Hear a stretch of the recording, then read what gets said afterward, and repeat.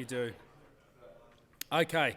Welcome back to the second session of today's Sports Writers Festival. And this one should be a lot of fun. Is it still October? It's still October. You wouldn't know because the football season, it seems, doesn't end. It goes on and on and on. And for some people, that's the best thing in the world. They want their AFL football 24/7, 365. And for others, it can drive you nuts that it seems to be forever. And that's the subject of today's great debate here at the Sports Writers Festival. Is there such a thing as too much footy? Can that ever happen? And we have two teams of great people to argue either side of the case. For the affirmative team, I'll welcome them to the stage one by one. Alicia Sometimes, she's going to join us. Come on up, Alicia. Writer and broadcaster, a regular guest on the radio, but one of the pioneering stars of the Outer Sanctum podcast, which has been going great guns on the ABC platform. She's written and co-edited books, including From the Outer, Footy Like You've Never Heard It, and a Footy Girl's Guide to the Stars in 2017. She's a Hawthorn fan and has been supporting her long-suffering Saints supporting dad through all the hard times that I also know. It's a Hawthorn team on the affirmative because she will be arguing the case with Tony Wilson. Tony, come on up. Writer, filmmaker, and a regular on my radio show when we do a segment together called Fandemonium, talking about sport and fan culture. He's written a novel about footy and footy media called Players, which is a ripper, a memoir about the FIFA World Cup in 2006 called Australia United, and a bunch of great books also, if you've got kids, the Selwood Boys, which he's written in conjunction with how many Selwood Boys are there? Four of them, yep. Tony was drafted by the Hawks in 1991, and as he told me, delisted the following June, and in his own words, he's almost gotten over it, but not quite. Arguing the negative, that there can never be such a thing as too much football, leading the team off will be Angela Pippos. Ange. Still recovering from the Adelaide Crows losing the grand final. I think have we gone through our morning period yet? Still morning, okay. A South Australian through and through, Norwood girl. I'm right about that? Yeah, Norwood girl, yep. And a great sports journalist. A career as the ABC's newsreader for sport for about a decade, but in between times has become an author in her own right, breaking the mould. Her most recent book on the revolution in Australian sport with the things that have occurred in the last 10 years, but more predominantly the last couple of years when it comes to the inclusion of women and the incredible growth in women's sport. Also, that has translated into her becoming a filmmaker and a documentary filmmaker. And you might have seen her film at the start of the year, A League of Her Own, which aired on Network 7 in February, which was about the start of the AFLW season and the move towards establishing that. And then a follow-up documentary in August called Heroes, which was all about the inaugural AFLW season, which was aired on the ABC. And they're still up online to watch, are they not? They are, if you want to check them out. So thank you, Ange, for being here. And Matthew Hardy is going to join us. He's going to be the Saints flavour in all of this today. Hey, Matty. Author of one of my all-time favourite sports books, Saturday Afternoon Fever, which is almost 20 years old now. Matt, wow. Depicting his life, aching away as a Saints fan, wanting to be Trevor Barker, and then living through the hell that was the 1997 Grand Final and beyond. One of the great sports books. Matt's also been successful adapting that book to a stage performance, which was highly acclaimed, and also doing all sorts of crazy things, including the One Mad Breaking Bad show, which he wrote and performed. And that's enough. Okay, so and stacks of other stuff being funny. So give our panel a big round of applause. So we are going to do it in a traditional debating style, so about 10 minutes or so each, one for the affirmative, one for the negative, and so on, and then a final rebuttal from either side. But in the grand tradition of debating, I think when we start with the affirmative, don't we? That there is such a thing as too much footy. Tony and Alicia, who's going to lead us off? Alicia, Sometimes I hand the microphone to you.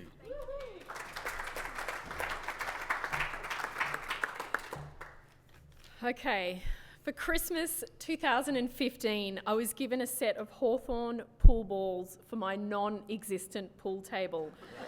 A Hawks premiership can cooler mini fridge that played the Hawthorns theme song if I pressed a button, no doubt to piss everyone off at the beach. A sign that read restricted area authorised Hawks supporters only to go on my bedroom door. This was in the bin by the Pies supporting husband by about 6:30 a.m. And a Hawks bar mat for my non-existent bar. This is what family and friends think of me. In my early 20s, someone gave me a brown and gold bra. Can there be too much footy? I am living proof of this. And I don't think it stops with me. My friend has a Geelong toothbrush, Geelong doona cover and car seats, Geelong soap, Geelong musical pen, and a Geelong garter belt just in case he ever gets married and wants to propose. So he is bathed, bedded and bonked in AFL colours. I'll give you the stats. We have 8 weeks of AFLW. JLT series, 22 weeks of AFL and then finals. Our eye firmly on the state-based men's and women's. Our local footy clubs, Auskick, we have trade weeks, AFLX, Thursday nights, some Monday nights, one Tuesday afternoon, Good Friday games now. What's next? Christmas? Brownlow's, MVP, all the players, clubs best and fairest, Rising Star, AFL Fan Awards, All-Australian, Hall of Fame, aptly named AFL Fantasy Teams, Dream Teams, Teams of the Century, footy cards that cost you approximately $849 each year if you're a parent and you bribe your kids with footy cards for them not jumping on the couch or doing their homework. This doesn't include the time spent on eBay looking for those 2 cards you missed out on, and you want to throw up on yourself a little bit because you're entering the words Joel Selwood, Team Coach Gold, Silver, unused footy card into Google for the first time as a Hawks supporter and actually handing over coin for this. Also, there's 5 different sets of footy cards, so there goes the holiday to Byron. We have channels dedicated to 24 hours of AFL. You can have insomnia and watch Bruce Dool yell at someone at 2 a.m. in the morning. You can hear hot takes by Brian Taylor calling a goal that is clearly never going to be a goal any given week. You can put your mortgage on the fact that someone will say Adelaide Oval is loud, or that could be a valuable point at least 10 times each season. You can DVR every game and watch it back to back to back to back to back to back to back to back to back, 9 backs. And pause when you want to go and talk to another human being for a second. We, my fellow sports lovers, are overloaded. I am convinced Gerard Whateley is cloned or not partying very much, because how do you watch that many games and still have drinking buddies? You can read about AFL in the sports section even on New Year's Day, and the worst part is you get depressed when your team is not even in the paper for the day. The Herald Sun without your team is just like Christmas without presents. You know you will play tequila shot bingo every time a player says kicking for goal is something we've been working pretty hard on at the footy club. Or we've just got to go out there and play 4 quarters of footy, and we'll have a look at this with the playing group this week. You could get legless for a year. You have AFL stats at your fingertips so you can see who's playing this week as you knock into someone on a tram. You can ignore your friend's wedding because you have earphones and watch the game on your iPhone quietly, but still have the appropriate facial expressions if anyone looks at you. Unless you're being thrashed, then you have to go to the toilet and scream. Someone will think you're in love with either the bride or the groom. You just let them guess which one. So every footballer has a book. Some are witty Twitterers. You can listen to Michael Moncrief sing Don't Stand So Close to Me in your ears when you go to work. That, my friends, is a funny LP from the 70s. I think Trevor Barker was doing I Can See Clearly Now. Oh my God. You can live football 24 hours a day, as you lie down in your team pyjamas. There are even podcasts dedicated to all this crap. As Chuck Norris once wisely said, a small behavioural change can also lead to embracing a wider checklist to healthier choices. Or as Sarah Jessica Parker says, there are so many roads, so many detours, so many choices, so many mistakes. Imagine what you could be doing other than 365 days of footy. You could be making sure your dog has the occasional sleepover so he doesn't get bored. Walk across a frozen river on the Shadar Trek in Zanskar River Valley, India, or at least retweet someone who's been there. You can get out your slip and slide in winter and borrow someone's snow gear, not run a marathon, not collect posters of Cyril Rioli for your bedroom. Or finish your scrapbook of Han Solo that you started in 1989. These are all better things than being obsessed with football. There is too much football. As the renowned chef Yotam Ottolenghi said, tossing donuts, fritters or fried dumpling in fennel sugar adds grown-up complexity without diminishing the indulgence factor. We need to make better decisions, to have some meat on that bone. There is such a thing as too much footy. I'm living proof of this.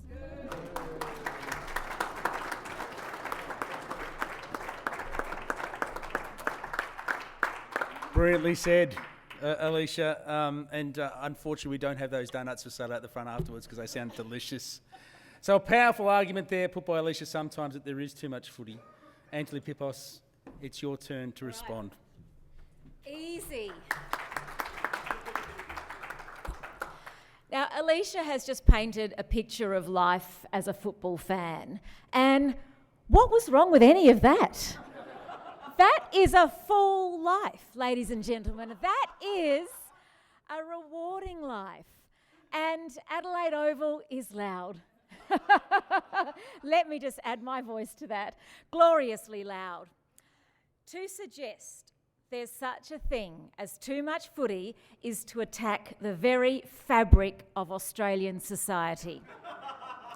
Australian football is part of our cultural identity. It's our Indigenous game. It's in our blood. It's what makes us Australian.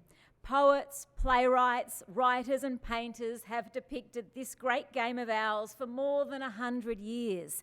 Alan Hopgood, David Williamson, Bruce Storr and Martin Flanagan can't all be wrong, despite all being men. They all knew, and we all know too, Australian football is the lifeblood of our society. It gives us hope. It's tribal. It brings us together. It gives us a common purpose. My papu came out from Greece in the 1940s and settled in the heart of Norwood in Adelaide, the home of the mighty Redlegs in the SANFL. And when he passed away, the hearse drove past the Norwood Oval so he could have one last look at the ground that gave him so many good times, that gave him a sense of belonging. Football does this. It welcomes new arrivals. It doesn't lock them up on an island. It doesn't make them sit a test. It doesn't make them recite Australian values, whatever the hell they are. Football says, we welcome you for who you are. Come and join us. It's going to be fun. We need more of this, ladies and gentlemen, in our fractured society, not less. But there's an even more compelling reason why there should be more football and not less. I grew up wanting to play Australian football, but there wasn't a team for me. I kicked the footy with the kids in the street, I kicked it beautifully, and I had a safe pair of hands, but I couldn't play competitively. Girls were not welcome.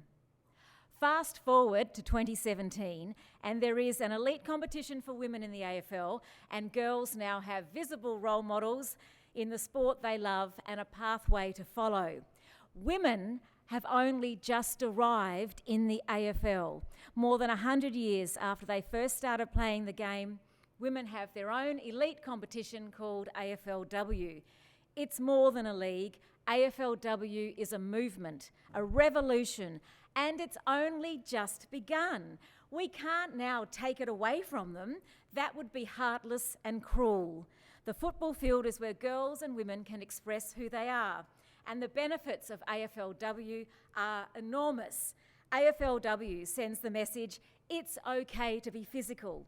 AFLW says to girls and women, you can create your own version of what it means to be feminine, what it means to be a girl, what it means to play like a girl.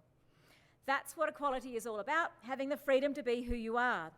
AFLW says, don't get drawn into the feminine stereotype that's been constructed for you, the Barbie doll one that says a woman's true worth is attached to her beauty.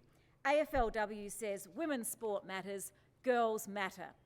It's all here in my potentially award-winning book, Breaking the Mould, Taking a Hammer to Sexism in Sport. I grew up as a sporty girl in a world with limited opportunities for girls.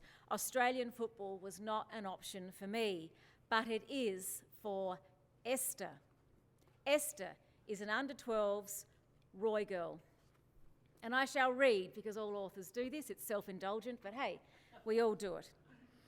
The difference between 11-year-old Esther and 11-year-old me is the path ahead. No one can curtail Esther. Her world is bursting with possibilities. Stop signs don't exist there. Esther can aspire to become a professional AFL player. She can one day represent her beloved Carlton in the Women's League.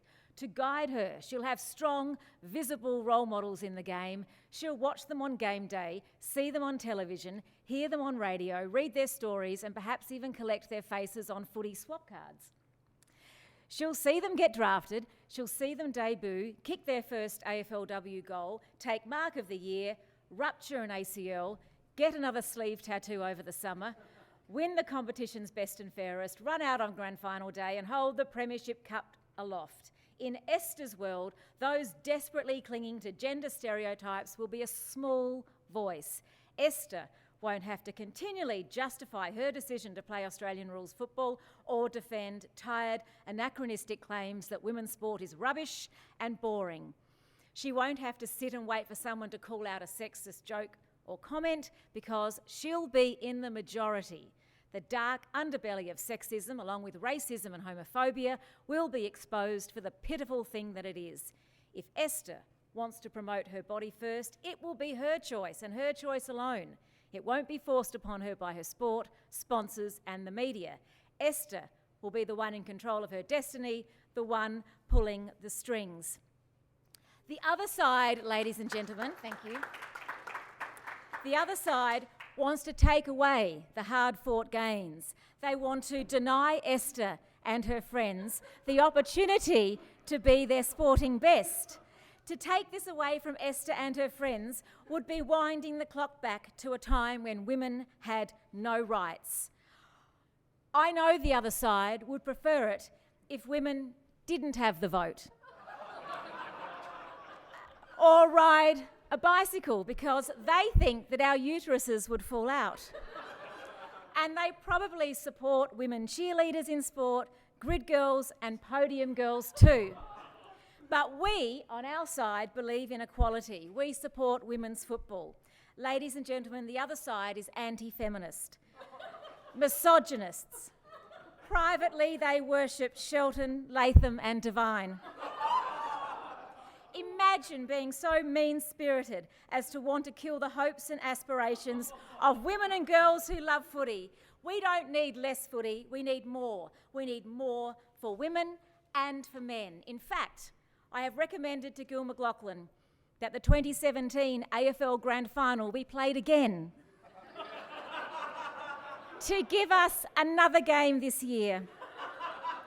And perhaps my team will turn up this time. Can you imagine a world with less football? Less football on our TV screens, radio and newspapers and online. Can you imagine that? Imagine it. Just think it through logically. Less footy would mean more world news, more about our sex pests, Trump, Weinstein and O'Reilly. Give me Sloane, Talia and Jacobs any day of the week. Give me Phillips, Perkins and Marinoff. These women are shaping our society, and you want them curtailed. Erin Phillips is more than a footballer. She's a campaigner for LGBTIQ rights. Sarah Perkins is more than a footballer. She's a campaigner for positive body image. These women are heroines, true leaders. Football can do what the rest of society can't. It can change opinions by reaching a whole lot of people, men and boys, women and girls. Without football, society will be more fucked up than it already is. If you cut back on footy, our leaders will have to do more. They'll be left to govern alone. More Malcolm Turnbull, more Peter Dutton, and more Barnaby Joyce. Is he still in Parliament? I'm not sure. Is that what we want, those men shaping our society? I vote no to that. Ladies and gentlemen, think about this very carefully. Do you want to return to the bad old days where women felt so ashamed about playing footy they couldn't even tell their parents? My friends on the other side will probably accuse me of playing the gender card, just like Tony Abbott did when Julia Gillard dared to speak out about misogyny. But we all know that women's sport is a sacrificial lamb, the first thing to go when there are cutbacks. Less football would mean less women's football. The choice is simple. Do you want girls and women to have the same opportunities and pathways in football as boys and men? Or do you want girls to live unfulfilled lives in the shadow of boys and men like they used to? Vote yes for more football.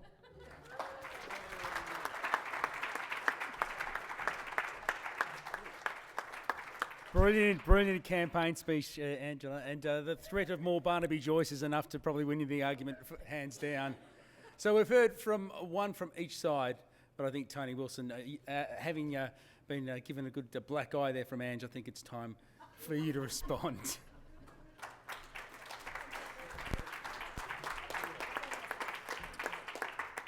Brutal words, Ms. Pippos, and ludicrous as well.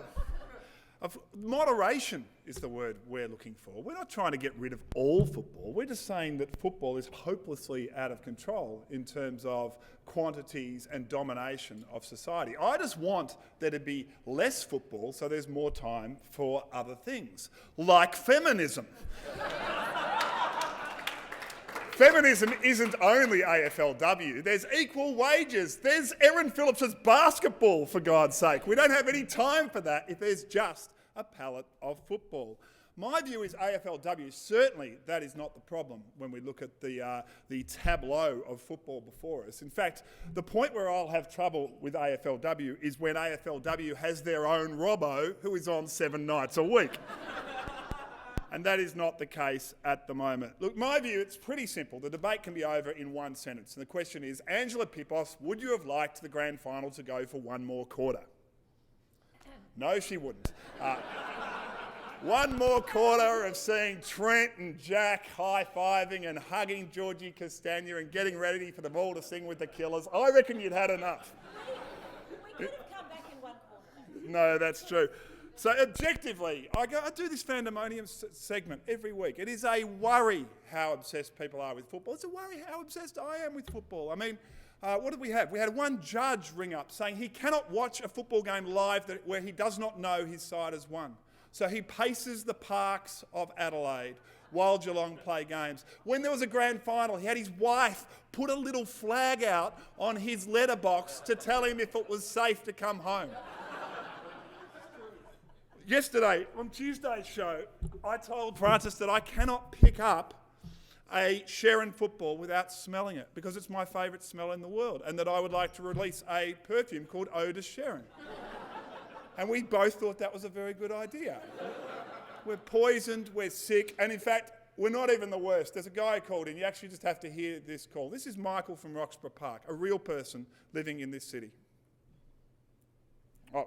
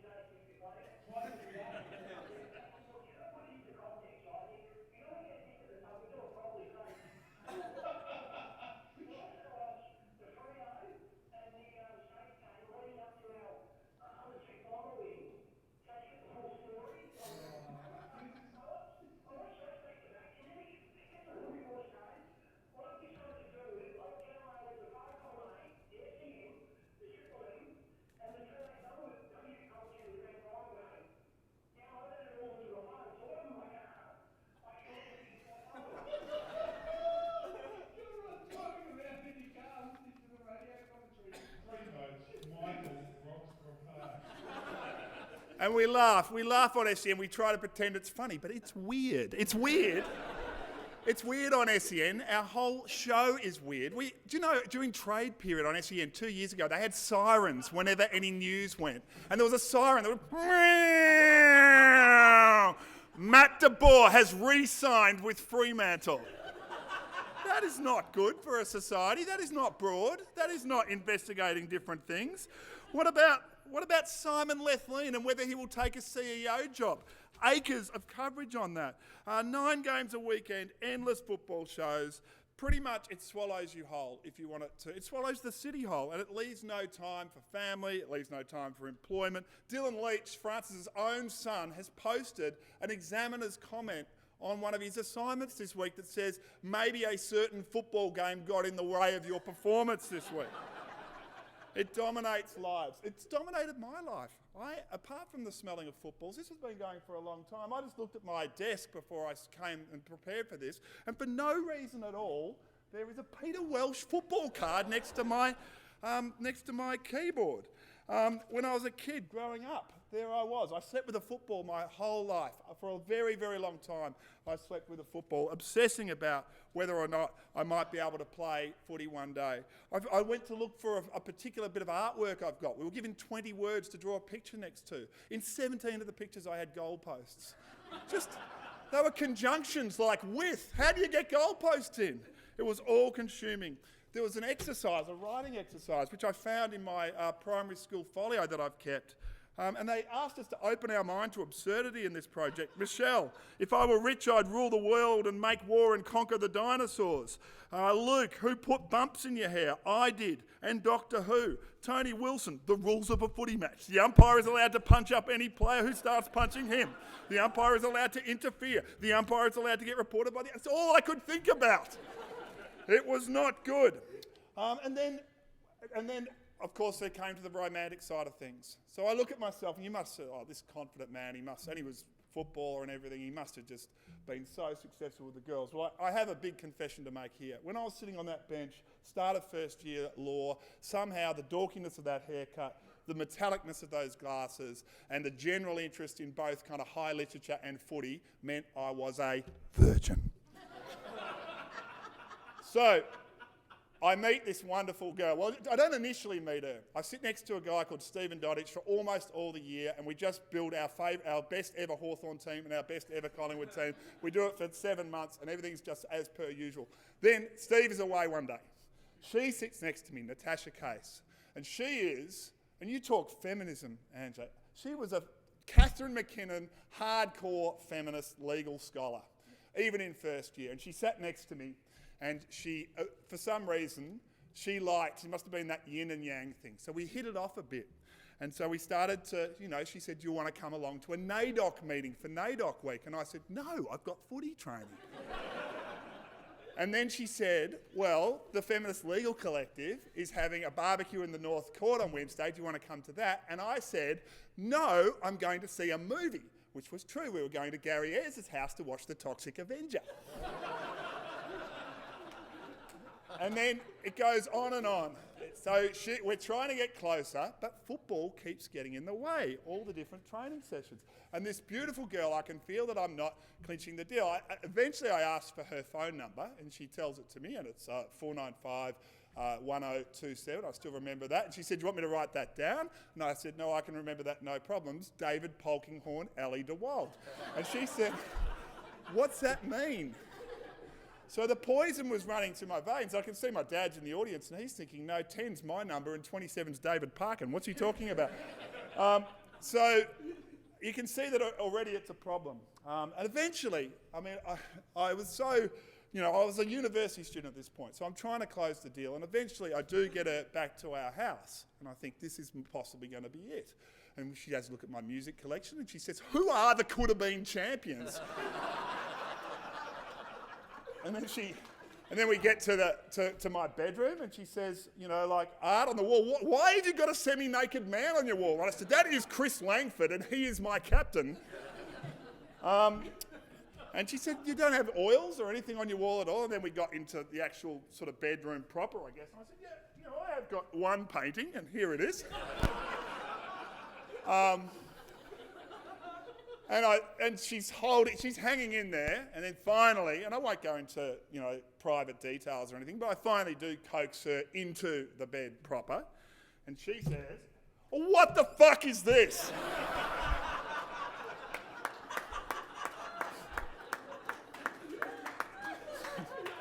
And I say, "Look, you got to smell it. You got to smell it when you first pick it up. It's just incredible." So that is the sort of thing that can go on. You can have too much football. It becomes all-consuming. It ruins your life, and it does not allow breadth. It does not allow opportunities for other things. And that is my sad story, Angela Pippos. Subsequent confession. This is actually our marital football. Given to me by John Harms. And that is sad, isn't it? He gives every married couple that he meets a marital football. And I can happily announce that that's gone really well too. My wife is now sleeping in a separate bedroom. It may be the footy's fault or it may be the 4 kids. I'll tell you later. Thank you very much.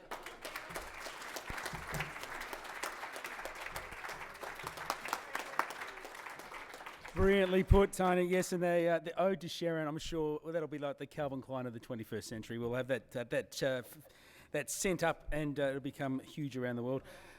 Matt Hardy, you've heard the argument from the other side. Yep. It's your chance to respond. Thank you.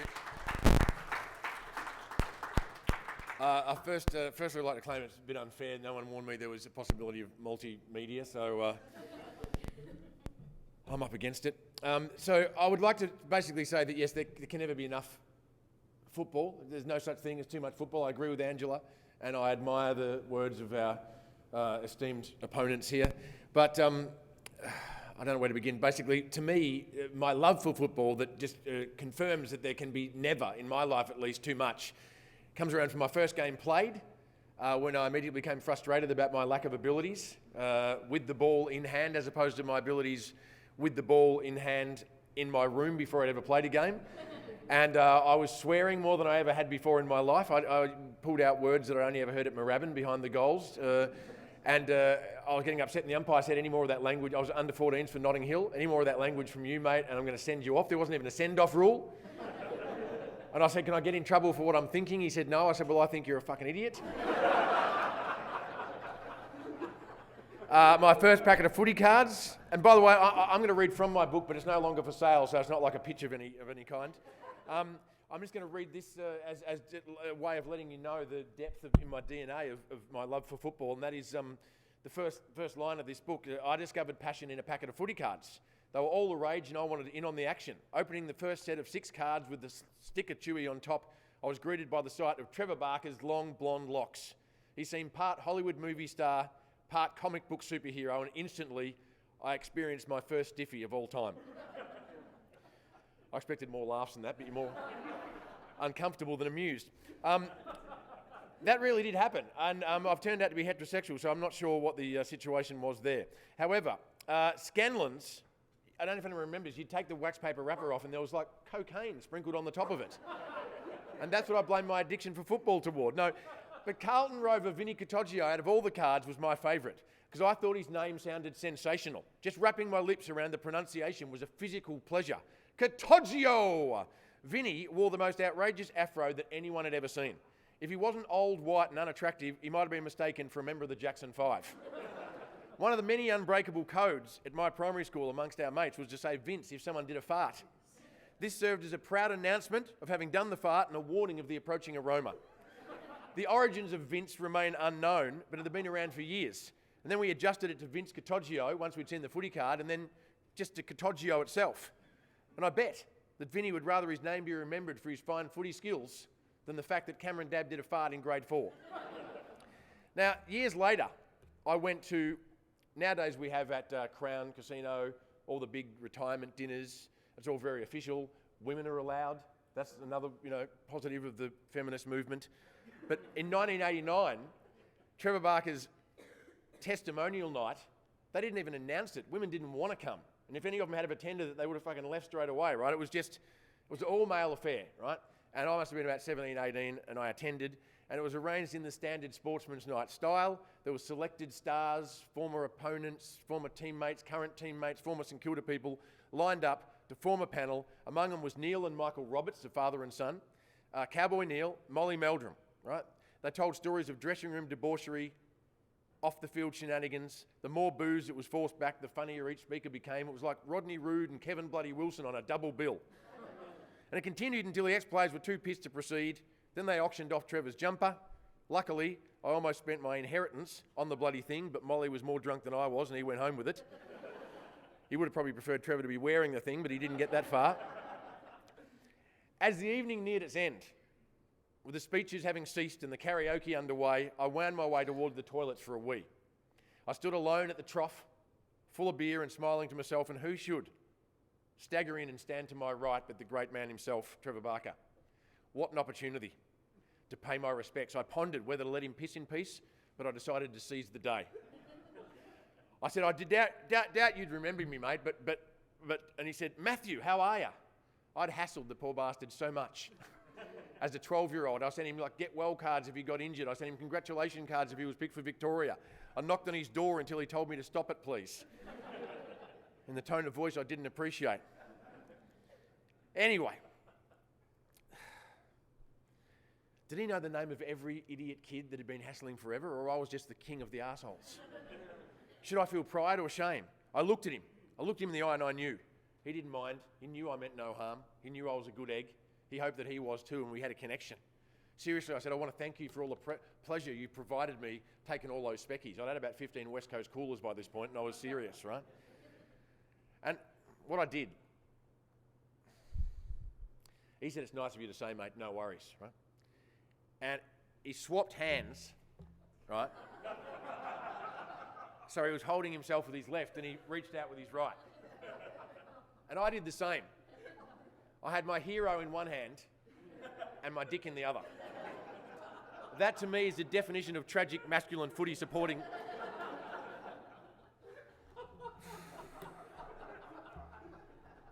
The stiffy I'm getting now is just coincidental. So, but there can never be such a thing as too much footy. When I was a kid, before I had my own money, a job, a car, a girlfriend, before I tried drink or dabbled in drugs, all I thought about or talked about was footy. It was all I knew and all I wanted to know. In 1979, I was 10 years old and a specialist footy newspaper, the only one at the time that's still standing strong now, called Inside Football, had a competition called 50 Footy Questions. I filled out the answers at once. This was pre-Google, so I knew all the answers anyway. I didn't consult the dozens of Doug Wade-style footy stats books I had in my room. It was pre-email, so I physically posted the answers to Inside Football. I forgot all about it, and a fortnight later, well, I didn't think about anything else for a week, and then I conceded the fact that I hadn't won, right? A fortnight later at Pinewood Primary, the bell rang to go home, and I saw Mum waiting for me at the school gate. She never did that because we lived around the corner, and I thought straight away, shit, the dog's dead. Now, our dog had been a nervous wreck since Up There Kazali came out, because my older brother Mark, he was 18, I was 10, he snuck UDLs and smoked joints in his bedroom and played Skyhook's B-side, Why Don't You All Get Fucked, if he'd argued with Mum and Dad, right? He used to throw Coco up into the ceiling every time the chorus of Up There Kazali came around. To the point where she got a weeing when she didn't mean to problem taking place. Anyway, the dog hadn't died, right? But Tony Greenberg had apparently rung Mum that afternoon, the editor of Inside Football, I think now the Richmond Football Club media man, and said that I'd won the thing. So Dad drove me to the offices. I mean, this was more exciting than the time I got a free inside a Sunny Boy, right? My prize was a brand new Sherry and a nighttime yellow one, Tony.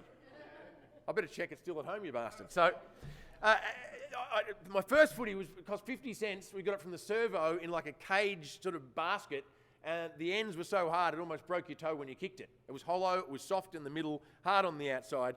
Then I moved up to the rainbow football, which was white and rubber with a rainbow thread, and that burst if it saw a rose bush. That was no good. Then we moved up to a lyrebird, which I think was canvas with flaky paint that said Australian Rules Football in big letters and Made in India in smaller ones underneath. But this was a Sherrin, a night game Sherrin. I'd bypass the Ross Faulkner and I'd reach the summit, right?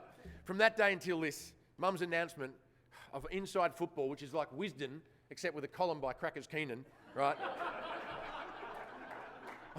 was among my life's highlights. I didn't just win a Sherrin, a yellow night Sherrin, but I won proof that I knew a lot about footy. It was unarguable, probably more than most people knew about footy. And I'd had a loving childhood too, and this still mattered to me, all right? So if, similar to what to what we've already discussed, similar to what Angela said, is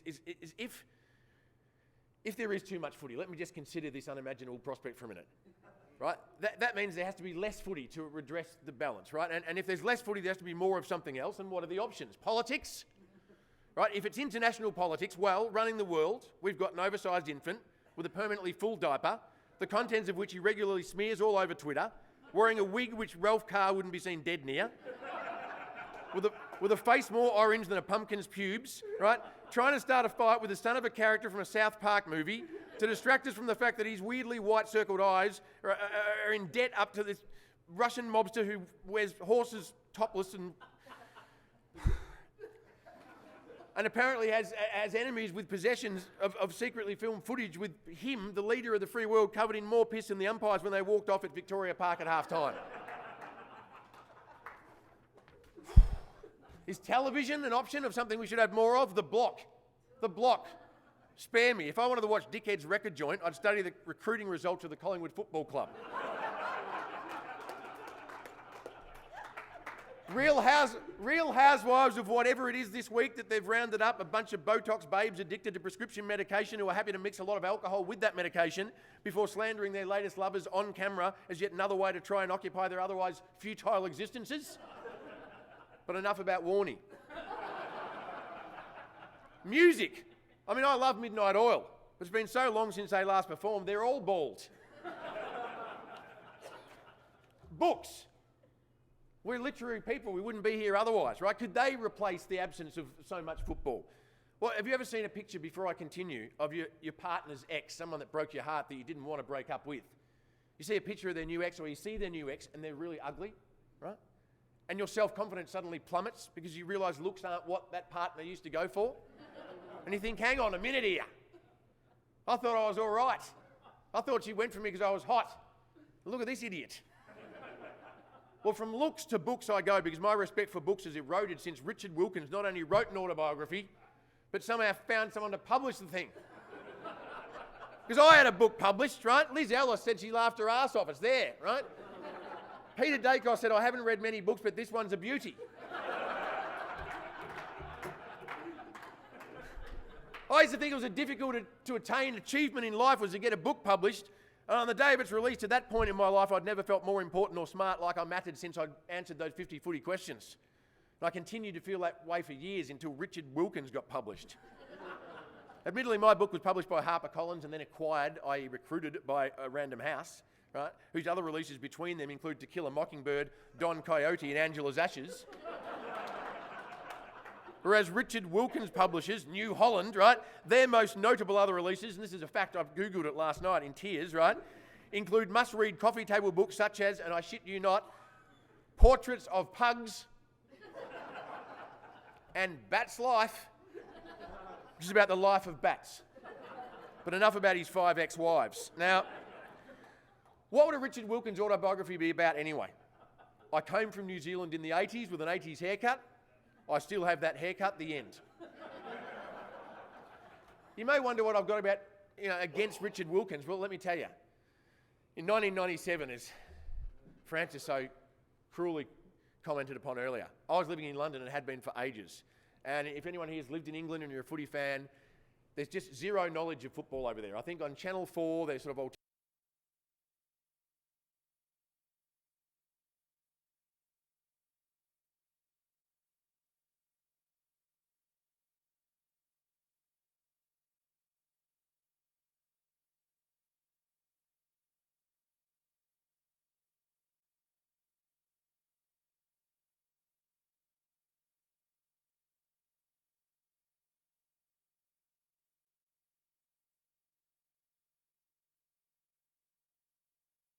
can't be enough of thinking positively because St Kilda didn't recruit any players in this draft.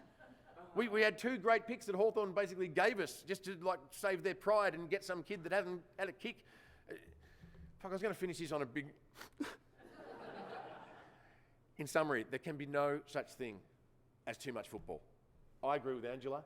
I appreciate the multimedia. I appreciate the emotion that you've displayed, but I'm right. Everyone else is wrong. And if you're going to go any further with it, I'll pretend you're Richard Wilkins and follow...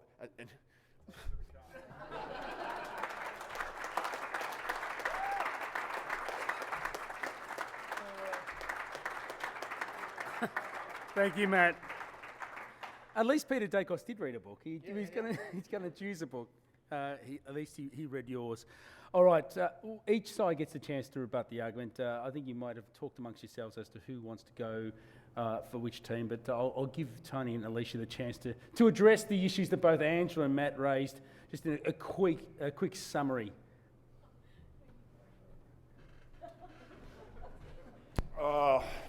Matt, passion and words have never been your problem at all. Neither Angela. In fact, I've seen two of these people on the opposite side at their most vulnerable. I saw Angela, at least true to her topic. She was in the minutes after the Crows had lost the preliminary final in 2014, and she was bereft. And I gave her a hug and said, there will be another day. And there was. It was the grand final this year.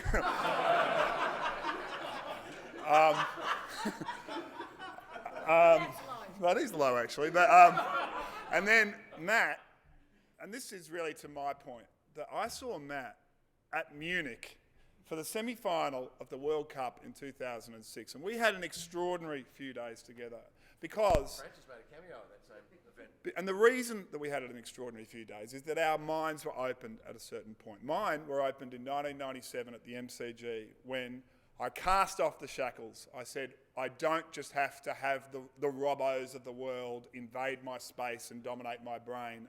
Look at this game. We were 2 goals up, a guy jumped on the net, and now everyone's crying, what is this game?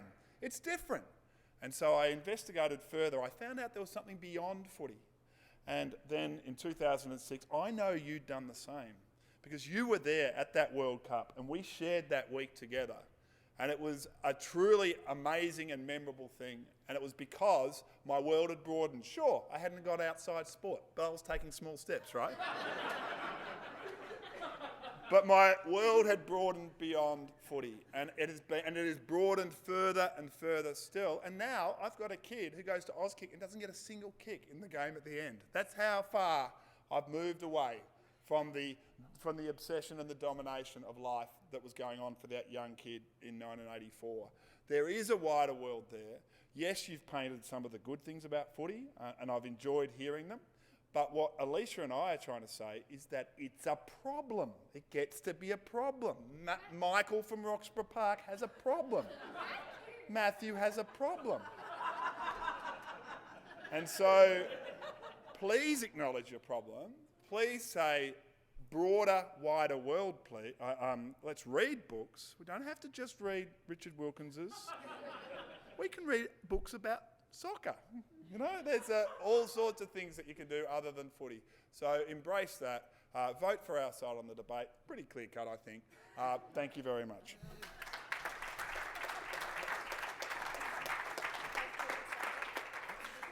And the final argument from Angela and Matt.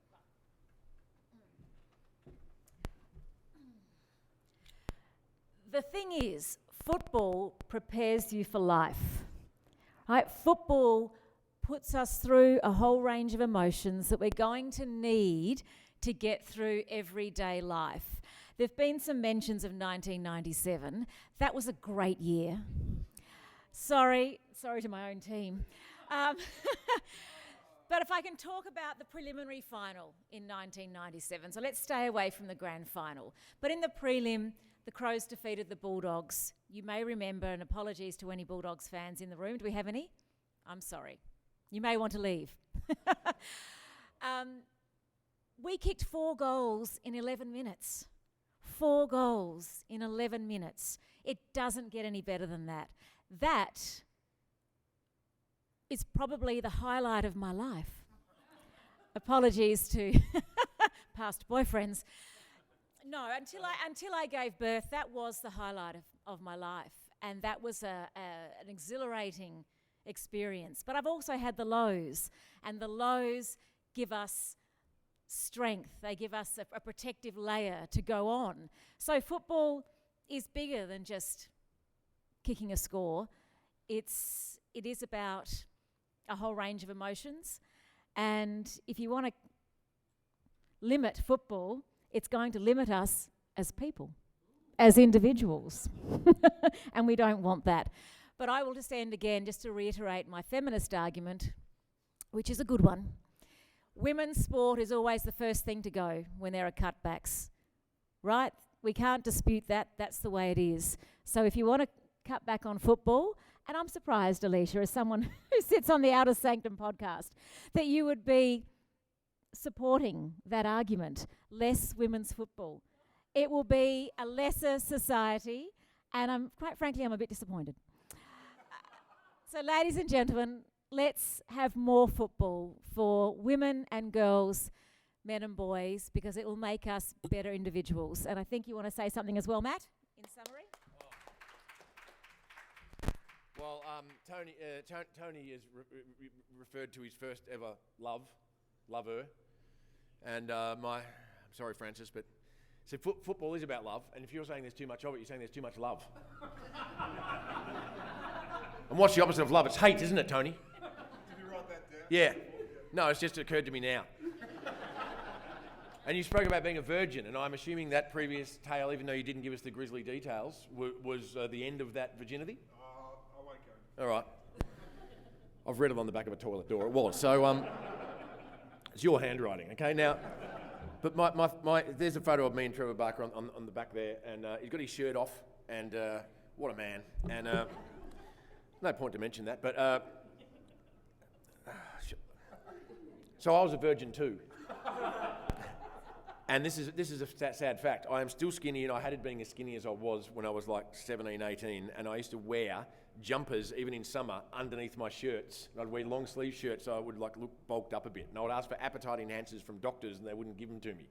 And I realised cocaine does that, but not for me, right? Anyway, not for me. So, but I wore these jumpers, and I used to wear a St Kilda jumper underneath the thing. And then I was at Darby's nightclub in Caulfield one evening, and I used to love when I was a kid, I'd just go back a step, and when Barker would take those screamers, and the great Peter Landy would exclaim Barker's name. Does everyone remember that? Anyone old enough? Barker! Oh, it was brilliant. Still the greatest English word, better than contagio, right? As he would pluck it.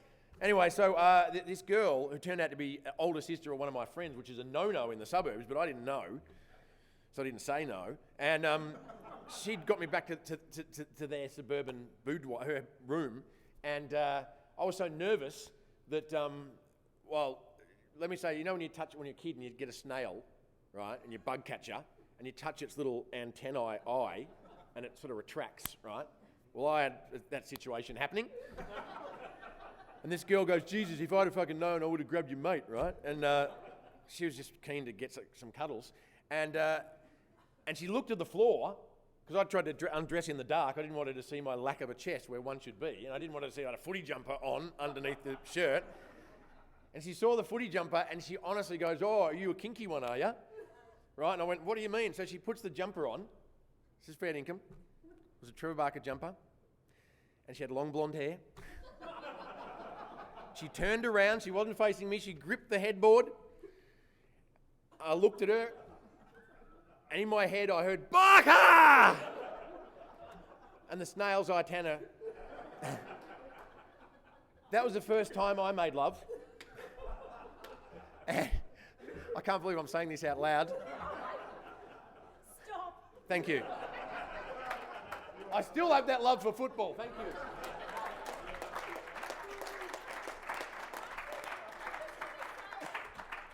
Matthew, thank you for winning our argument. It's like free therapy, really. Well, we've learned some things today, haven't we? That's for sure. All right, now I turn it over to you to decide who has won the debate. Is it the team that says there is such a thing as too much football, the affirmative team? Oh, good rousing reception. Is it the team who are arguing their negative? There's no such thing as too much football. Well, I think I'd call it a draw, and we have to come back next week. Give them a big round of applause, everybody. It's been great fun. Tony, Alicia, Angela, Matthew, thank you for coming, and thanks for being part of it. Thank you. Angela's book's on sale at the front, as are Tony's book's a Selwood book, and also we've got Alicia's book there. And Angela as well. And Matt, you've got to get this republished. Got none. I got my memories.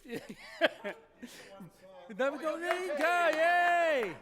And Richard Wilkins' book is out there too. He goes for the Thanks, Will. Back in a little while with Waleed Ali with the oration as well. So if you haven't got a ticket to that, it's going to be great. We'll be back in here at 4 p.m. for that one. So maybe go out and enjoy a drink, and we'll catch you in a little while. Thank you once again, Tony, Alicia, Angela, and Matthew.